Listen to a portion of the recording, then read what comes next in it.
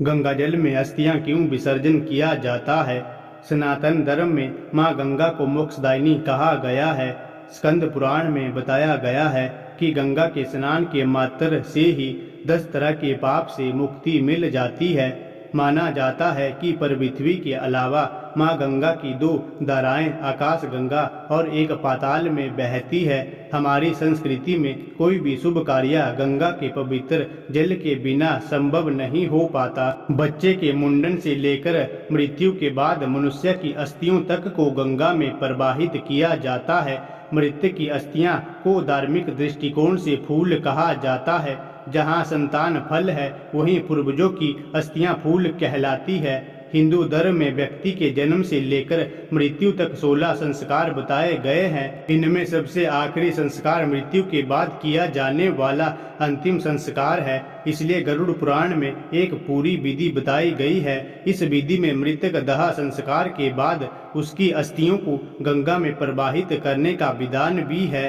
गंगा को सभी तीर्थों में परम तीर्थ और नदियों में सबसे श्रेष्ठ नदी माना गया है। वहाँ सभी प्राणियों जहाँ तक कि महापापियों को भी मोक्ष प्रदान करने वाली पौराणिक मान्यता के अनुसार गंगा को सबसे पवित्र नदी माना जाता है। हिंदू धर्म में गंगा का स्थान इसलिए भी सर्वोच्च माना जाता है क्योंकि देवी गंगा भगवान शिव की जटा में वास करते हुए धरती पर अवतरित हुई थी।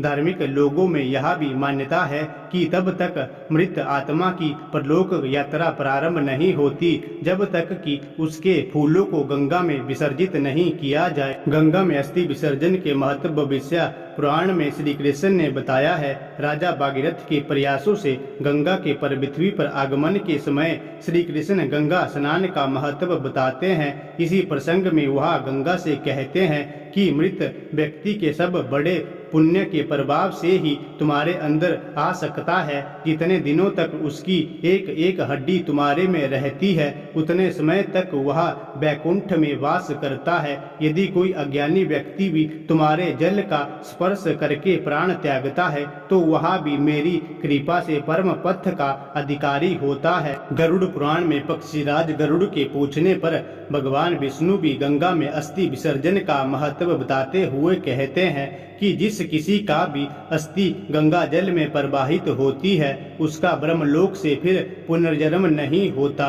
मनुष्य की अस्थि जितने समय तक गंगा जल में रहती है उतने समय तक वह स्वर्ग लोक में रहता है। इसलिए माता पिता सहित परिवार के सदस्य के मृत्यु के बाद उनकी अस्थियों का विसर्जन गंगा में जरूर करना चाहिए। एक दिन मां गंगा भगवान नारायण से मिलने उनके बैकुंठ धाम गई। तब उन्होंने श्री हरि से पूछा, हे प्रभु, व्यक्ति मेरे जल में स्नान करने पर सभी के पाप नष्ट हो जाते हैं, लेकिन मैं इतने पापों का बोझ कैसे उठाऊंगी? तब भगवान नारायण ने कहा कि आपके जल में जो भी साधु संत और वैष्णव आकर स्नान करेंगे तब आपके अंदर समाये हुए सभी पाप नष्ट हो जाएंगे। आप हमेशा के लिए पतित पावन बनी रहेगी। पर पृथ्वी पर जो भी इस नदी में डुबकी लगाएगा उसको मोक्ष की प्राप्ति होगी। मृतक की अस्थियों को गंगा आदि पवित्र नदियों में विसर्जन करने की प्रथा के पीछे एक वैज्ञानिक तथ्य भी छिपा हुआ है, जो कि गंगा नदी से सैकड़ों वर्ग मील भूमि को सींचकर उपजाऊ बनाया जाता है, जिससे उसके निरंतर प्रवाह के कारण भी उपजाऊ शक्ति घटती रहती है। ऐसे में गंगा में फास्फोरस की उपलब्धि बनी रहे, इसलिए उसमें अस्थि विसर्जन करने की परंपरा बनाई गई है ताकि फास्फोरस युक्त खाद्य पानी द्वारा अधिक पैदावार उत्पन्न की जा सके। फास्फोरस भूमि की उपजाऊ शक्ति को बनाए रखने के लिए एक आवश्यक तत्व होता है जो हमारी हड्डियों में प्रचुर मात्रा में उपलब्ध होता है। लेकिन अब यह सवाल उठता है, यह असंख्य मात्रा में अस्थियों का विसर्जन करने के बाद वे गंगा का जल पवित्र और पावन क्यों बना रहता है? आखिरी अन्य नदियों की उपेक्षा में गंगा में डाली गई अस्थियां कुछ समय बाद गायब क्यों हो जाती है?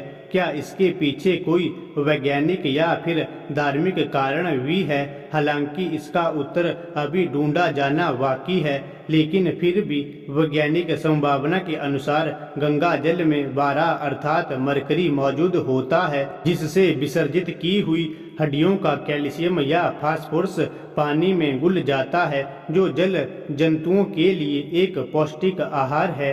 वैज्ञानिक दृष्टि से हड्डियों में गंध है, यानी सल्फर विद्यमान होता है, जो पारे के साथ मिलकर पारद का निर्माण करता है। इसके साथ साथ यह दोनों मिलकर मरकरी सल्फर सोल्ट का निर्माण करते हैं और हड्डियों में बचा शेष कैल्शियम पानी को स्वच्छ रखने में कार्य करता है।